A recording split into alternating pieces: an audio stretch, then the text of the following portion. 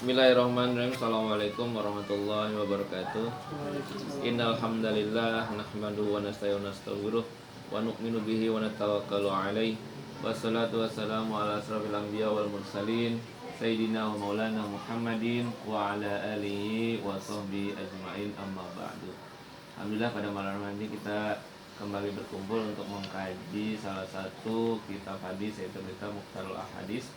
Sebelum kita mulai mengkaji kitab ini, marilah kita bacakan suratul Fatihah untuk pengarang kitab ini, yaitu Syekh Syahid Ahmad Hashim Bik.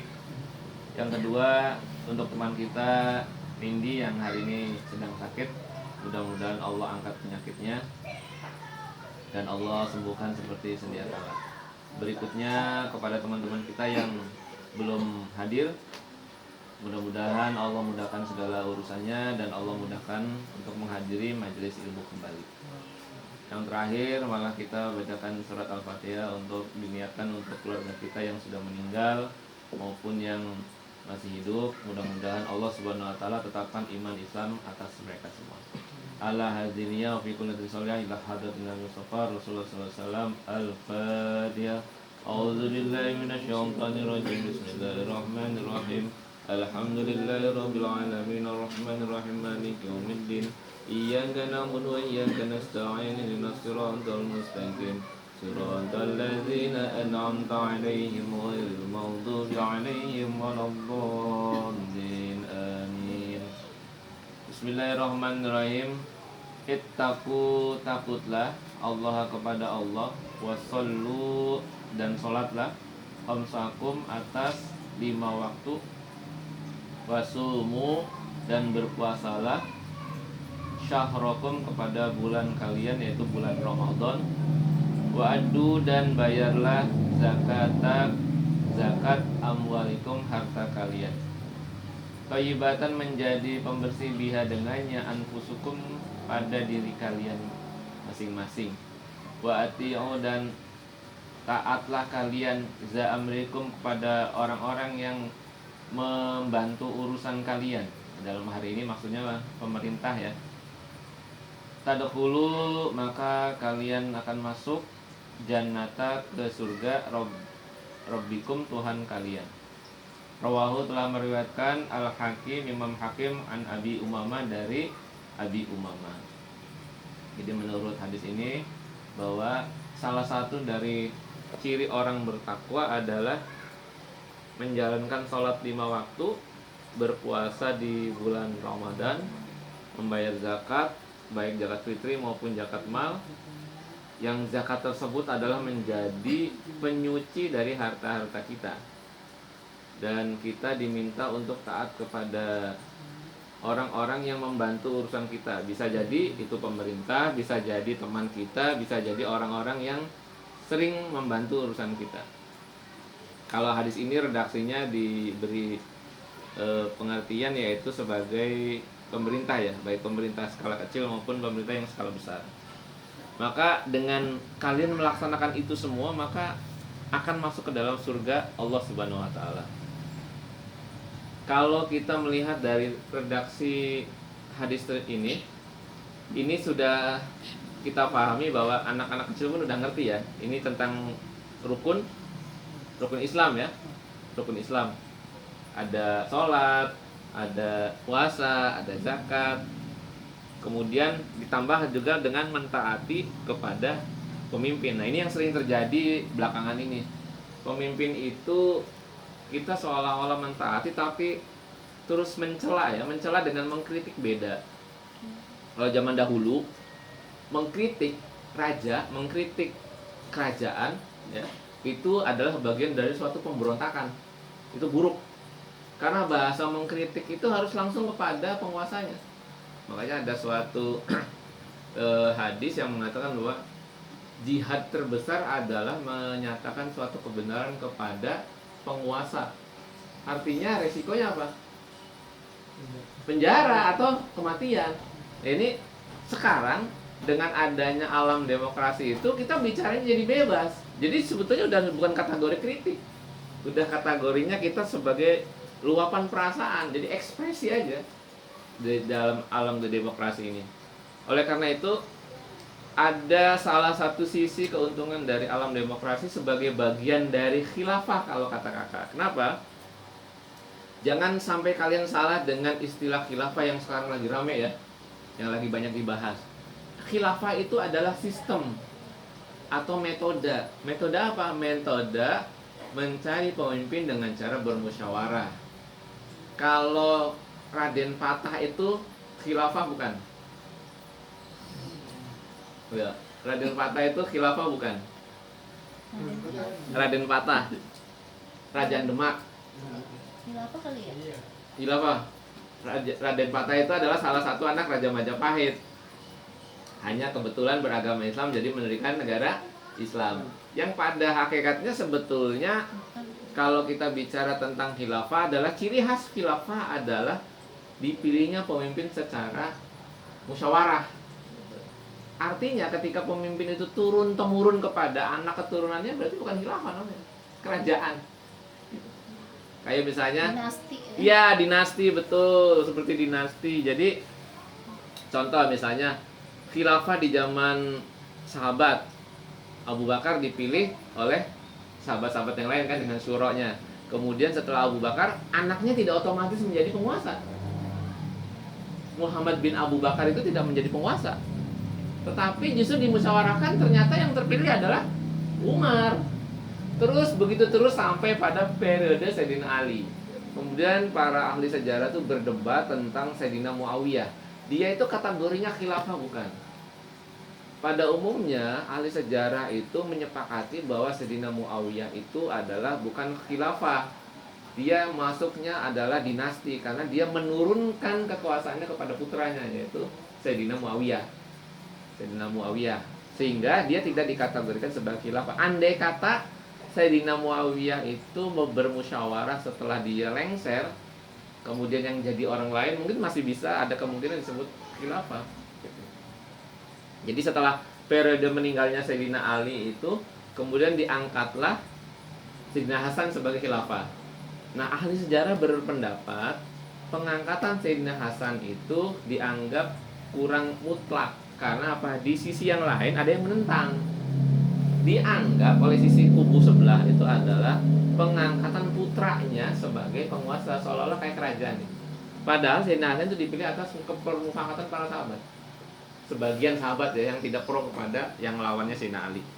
Oleh karena itu para ahli sejarah sepakat tidak memasukkan Sayyidina Hasan sebagai kategori Khulafaur Rasyidin karena di zaman itu adalah zaman fitnah. Artinya terjadi peperangan antara sesama kaum muslimin.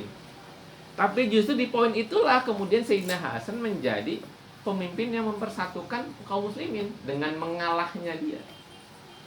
Zaman dahulu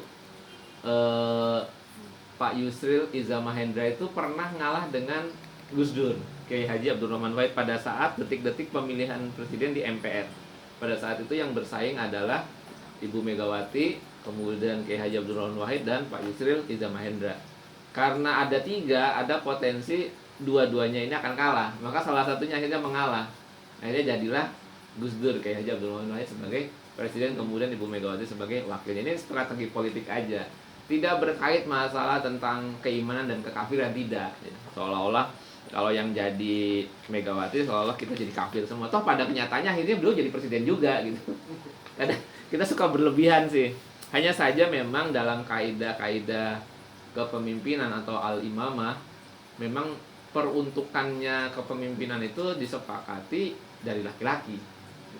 Kalau tidak ada ya perempuan. Faktanya apa? Sultan-sultan Aceh pernah juga memimpin atau dipimpin oleh kerajaan Aceh itu oleh sultanah, yaitu raja-raja perempuan. Bahkan di Mesir sendiri pernah dipimpin oleh khalifah perempuan zamannya dinasti Fatimiyah. Tetapi menurut para sejarah mengatakan bahwa itu adalah pengecualian karena pada saat itu memang kapasitas laki-laki ternyata bisa dikalahkan oleh perempuan. Oleh karena itu justru di alam demokrasi ini sistem-sistem seperti itu bisa terakomodir sebetulnya. Hanya saja bedanya begini, kalau dalam sistem demokrasi dengan sistem syuro itu, di dalam sistem syuro yang memberikan suara adalah orang-orang yang memiliki kapasitas tertentu. Ya misalnya kalau zaman sekarang mah yang boleh milih itu adalah pertama yang ijazahnya profesor, kedua ijazahnya doktor, ketiga S2, keempat S1, kelima SMA sampai SD. Orang-orang yang bermasalah dengan negara kayak residivis, bromocora, garong, copet, itu tidak dikasih hak karena mereka bermasalah dengan negara. Atau orang-orang yang buta huruf tidak diberi suara misalnya. Kan zaman sekarang kan tidak. Semua. Copet bisa memberikan suaranya. Di penjara pada nyoblos. Iya, di penjara dia pada memilih. Pada nyoblos. Kecuali yang di atas 5 tahun ya. Kalau yang di bawah 5 tahun semuanya pada nyoblos. Padahal mereka orang bermasalah dengan negara.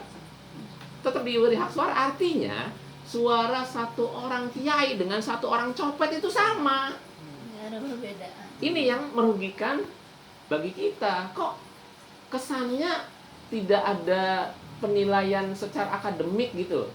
Mestinya dibedakan Secara gitu. moral. Secara moral tuh orang-orang yang bermasalah tidak boleh menjadi penentu negara. Orang dia sendiri bermasalah dengan negara gitu.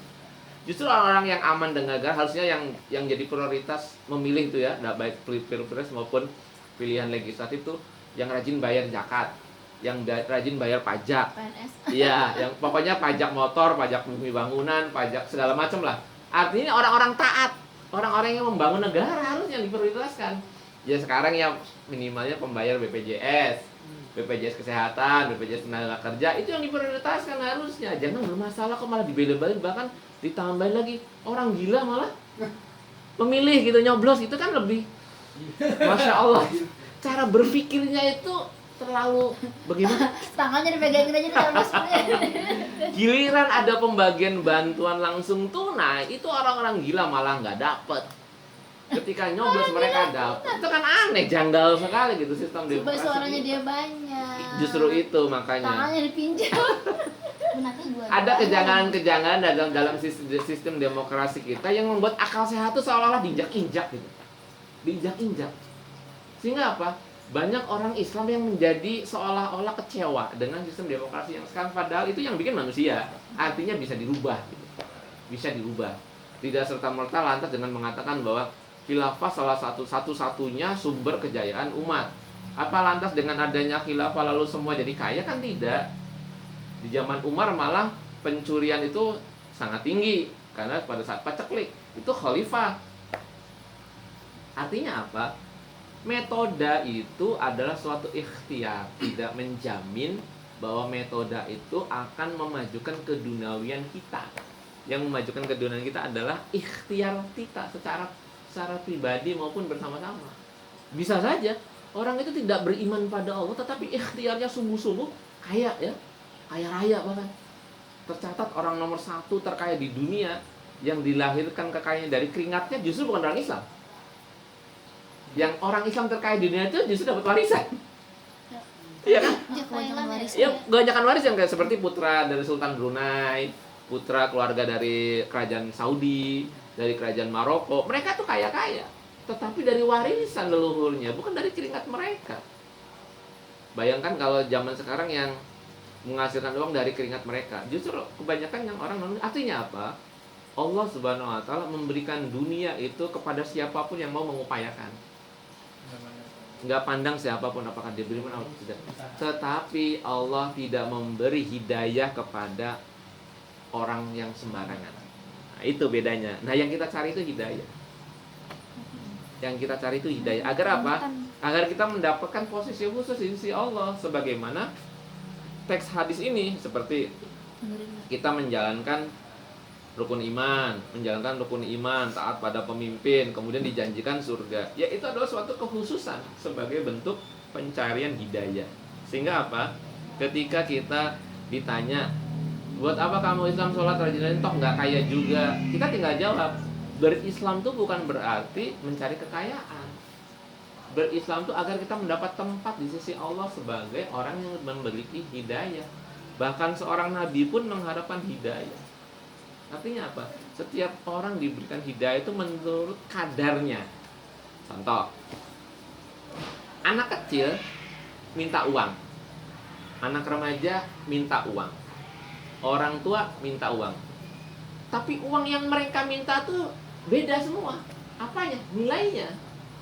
Anak kecil tentu mintanya buat beli permen, paling banter beli es, ya nilainya tentu kecil.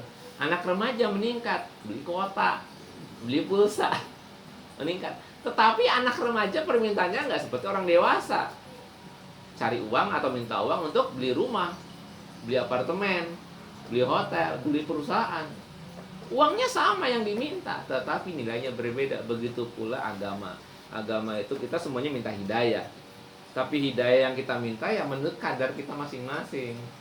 Yang baru-baru belajar ya hidayahnya supaya belajarnya pintar. Yang sudah lama belajar ya supaya pelajarannya tambah pintar, iya kan?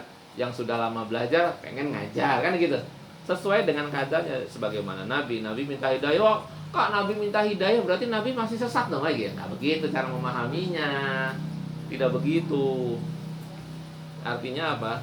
Bahwa hidayah itu seperti uang yang nilainya berbeda-beda, walaupun sama-sama uang, nilainya berbeda. Sehingga apa? Sehingga kita tidak perlu merasa bingung ketika ada orang yang memiliki derajat ruhani yang begitu tinggi. Bisa jadi ya kita belum sampai pada kapasitas di situ. Contoh, seorang anak SD dia tidak perlu seperti anak SMP yang pelajarannya banyak. Anak-anak SD cukup pelajarannya yang lebih memberikan kepada sifat didoktrin. Nalarnya tidak dirangsang untuk tumbuh. Karena apa? Pada awalnya memang anak SD itu harus didoktrin. Contoh, anak SD diminta untuk makan, pasti akan kita minta makan tangan kanan. Kita tidak menceritakan manfaatnya tangan kanan, perintahnya dari mana, asal usulnya apa, tidak. Tapi begitu masuk usia lebih tinggi lagi, lebih besar lagi, tentu akan kita jelaskan dasar-dasarnya orang makan tangan kanan.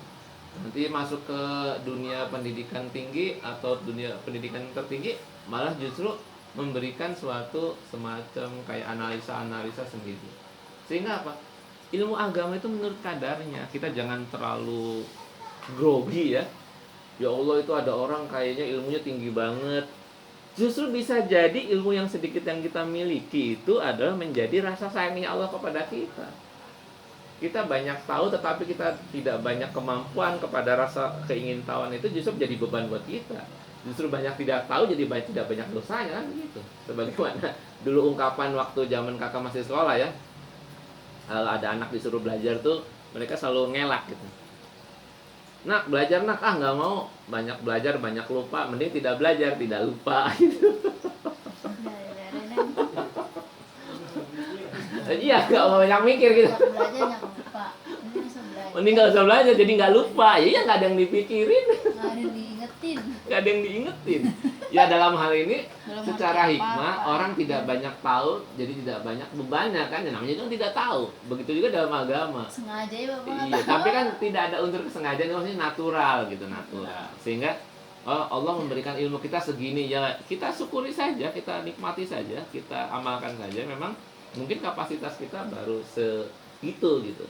Jangan terlalu ambisius terhadap keilmuan-keilmuan yang sebetulnya memang bukan dari kemampuan kita. Begitu juga harta sebetulnya. Harta orang itu ambisi bagus ya, tapi kalau ambisius tidak. Ambisi itu adalah agar orang terpacu untuk meningkatkan kualitas hidup. Tapi kalau ambisius, dia akan menghalalkan segala cara. Itu yang nggak boleh. Agama hanya merangsang orang untuk meningkatkan taraf hidup. Ya Allah memerintahkan kepada kita untuk bekerja. Bahkan Nabi pun mengaplikasikan teknik bekerja. Dulu Nabi pernah didatangi orang yang meminta-minta. Kemudian kata Nabi, coba kamu berhenti minta-minta. Di rumahmu ada apa? Kayak ada ini. Kemudian jual sebagian. Lalu hartanya sebagian dijual, dibawa lagi kepada Rasul. Yang ini untuk keluargamu, yang ini buat kamu berusaha, berbisnis. Rasul sambil mempraktekkan tekniknya secara detail. Kenapa? Karena Rasul pun seorang usahawan, seorang entrepreneur gitu. Jadi bahasanya enak ya, entrepreneur itu. Artinya apa? Kewirausahaan itu sudah dari zaman Rasul diajarkan kepada kita gitu. Artinya wirausaha itu apa-apa kita lakukan dengan kemampuan kita. Jadi kita sekolah itu tidak serta-merta biar cepat lulus, biar bisa ngelamar kerjaan dengan kertas yang selembar itu. Kertas yang selembar itu hanya tanda kita sekolah, bukan tanda kita berpikir. Versi Rocky Gerung. Kata Rocky Gerung kan begitu. Ijazah itu adalah tanda orang sekolah, tapi bukan tanda orang berpikir. Tanda orang berpikir adalah menghasilkan sesuatu. Contoh, orang tidak banyak mengerti tentang suatu bisnis, ternyata di pinggir jalan bisnis itu banyak.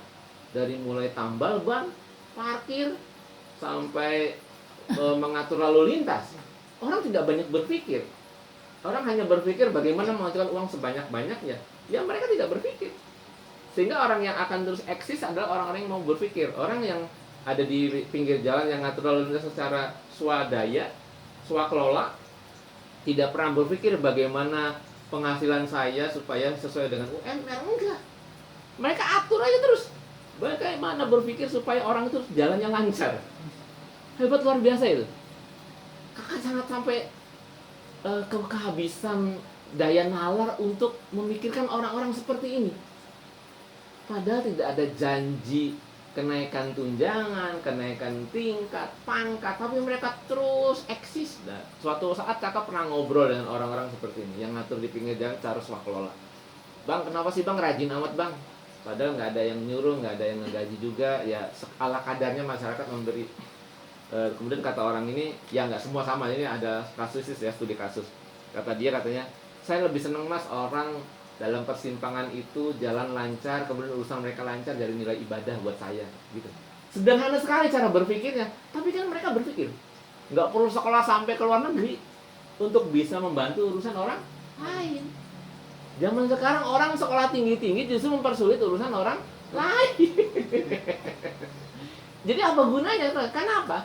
Sekolah yang mereka lakukan adalah mencari tanda sekolah, bukan mencari tanda berpikir. Gitu. Nah, ini menjadi suatu nilai kritik juga untuk diri kakak pribadi. Artinya apa? Bahwa setiap kehidupan itu bukan status yang kita pentingkan, tetapi bagaimana kemanfaatan yang kita berikan kepada orang lain, sebesar apapun, sekecil apapun, itu bernilai di hadapan Allah Subhanahu. Jadi makanya kalau kita ngaji itu tidak ada target, harus hatam kitab ini, harus hatam kitab itu, tapi diamalkan enggak. Nah, itu kan kasihan gitu, sayang. Yang penting ngaji itu enggak terlalu banyak tapi diamalkan terus, diamalkan terus. Makanya kakak kalau nyampaikan pelajaran-pelajaran itu tidak terlalu banyak, sedikit aja. Kadang ada yang merasa, kak kenapa ngaji kok bentar amat, satu hari juga saya sudah hafal. Bukan hafalnya yang kakak inginkan, tapi pengamalannya. Iya. Dalam satu sistem Android yang paling banyak dicari orang kan aplikasi, iya kan? Bukan membangun bagaimana bikin HP sebanyak-banyaknya, tetapi bikin sesuatu yang memudahkan orang. Bayangkan sekarang ada aplikasi pencari alamat, aplikasi pencari jodoh, apalagi aplikasi pencari kerja. Semua orang berpikir bagaimana memudahkan urusan orang, ya luar biasa ya Android itu ya. Padahal mereka belum tentu agamanya Islam loh. Tapi cara berpikirnya itu yang kita kagum, bahwa mereka itu ingin orang itu urusannya mudah. Bahwa dengan orang urusannya mudah, maka rezeki kita kan jadi mudah. Ini cara berpikir mereka yang kadang kita tidak bisa tiru. Karena apa? Kita berpikir, ya saya harus baik sama Nadif, harus baik sama Rijal. Karena apa? Karena Rijal dan Nadif sudah baik sama kakak. Itu mah impas-impas saja, balas jasa, balas budi. Tapi harus berpikir sebagaimana kayak orang-orang lain. Saya berbuat baik kepada dia tanpa menunggu dia berbuat baik kepada saya. Makanya kalau dalam dunia per-YouTuban itu kan ada istilah sodako subscribe ya, ada sodako like. Tapi tidak saling membagi-bagi hasil itu dengan sembarangan. Tetap ada nilai keilmiahannya, ada nilai kreativitasnya, tetapi tidak asal gitu. Ya walaupun nanti orang yang subscribe, orang yang like juga ada nilai sodakonya tentu. Karena bisa jadi kalau terus terakumulasi kan ada nilainya, ada nilai keduniawiannya gitu. Ya nggak apa-apalah sepanjang itu secara wajar dan normal. Sebagaimana kakak memberikan misalnya jualan batik misalnya. Jualan batik itu yang dicari itu tidak serta-merta keuntungannya, tetapi juga bagaimana barang ini bisa berputar, bisa dimanfaatkan untuk orang lain, dan produksi di pabriknya bisa berjalan, kemudian dari pabrik itu bisa mempekerjakan banyak orang. Jadi berpikirnya kakak seperti itu. Kadang kakak ya suka dikritik juga sama teman-teman, kak kok jualannya kayak gitu, kakak kalau jualan begini geng, ini dari pabriknya konveksinya harganya 50.000, terserah dah mau ngasih untungnya berapa gitu. Ya karena kakak tidak terlalu berambisi untuk terjun ke dunia bisnis itu, tetapi kakak perlu membantu orang lain kan gitu. Ya kakak caranya seperti itu. Adapun dunia yang kakak tekuni sebagai sumber penghasilan tentu ada ya, yang jadi kewajiban yang paling wajib gitu untuk kakak. Tetapi kakak pengennya yang begitu tuh membantu gitu. Ya bisa saja kan kayak membantu seperti bunda, digratiskan gitu, dikasih digratis. Ya bisa saja membantu. Tetapi apakah dengan menggratiskan itu membangun sikap solidaritas atau tidak, ya nanti setelahnya gitu. Makanya ada orang yang mengkritik pembagian uang dianggap sebagai kesia-siaan karena membuat orang jadi malas. Ada juga yang membuat jadi bagus karena itu untuk meningkatkan daya beli. Ya masing-masing punya anggapannya lah, punya pendapatnya, ya tinggal diuji saja dalam perjalanan waktu. Dalam perjalanan waktu yang mana nih yang paling efektif? Jadi tidak perlu saling menyalahkan. Dalam teknik keduniawian itu tidak ada orang yang kalau salah atau keliru membuat kebijakan lalu jadi dosa, tidak. Karena itu adalah sifatnya biasa saja dalam usaha-usaha keduniawian. Contoh, misalnya orang jualan, beriklan. Ada yang iklannya nyebar-nyebarin brosur, ada yang iklannya online. Kan masing-masing punya kualitas masing-masing. Tinggal waktu yang berjalan siapa yang lebih unggul, kan begitu. Enggak lantas yang kalah kemudian jadi salah, tidak. Yang kalah itu ya karena tidak diberi respon yang baik, bukan berarti salah, tidak gitu. Makanya jangan terlalu menyalahkan kebijakan orang lain, kebijakan pemimpin, manakala kebijakannya dalam tataran hal-hal yang wajar gitu. Kemudian kita menjadi sinis, ujung-ujungnya kita menjadi banyak bicara yang tidak perlu, yang bukan kapasitas kita. Ini jadi bahaya untuk kita. Oleh karena itu, dalam kesempatan yang singkat ini kakak pengen belajar hadis kita, belajarnya fikih kita itu bukan serta-merta ingin menyelesaikan satu kitab, tidak. Tetapi pengen memahami agama itu sampai seluk-beluk yang kita tidak tahu. Karena dalam hakikatnya belajar agama itu adalah bagaimana cara mengenal Allah. Ya cara mengenal Allah itu bisa dengan namanya, bisa dengan perbuatannya, sifat-sifatnya banyak. Ini salah satu kita mengenal Allah dengan cara membangun keilmuan. Nah, jadi mudah-mudahan dalam kesempatan yang singkat ini kita bisa mendapatkan kemanfaatan, walaupun tidak banyak, tapi setidaknya memberikan kemanfaatan. Nah, itu saja yang dapat kakak sampaikan. Mudah-mudahan bermanfaat. Assalamualaikum warahmatullahi wabarakatuh.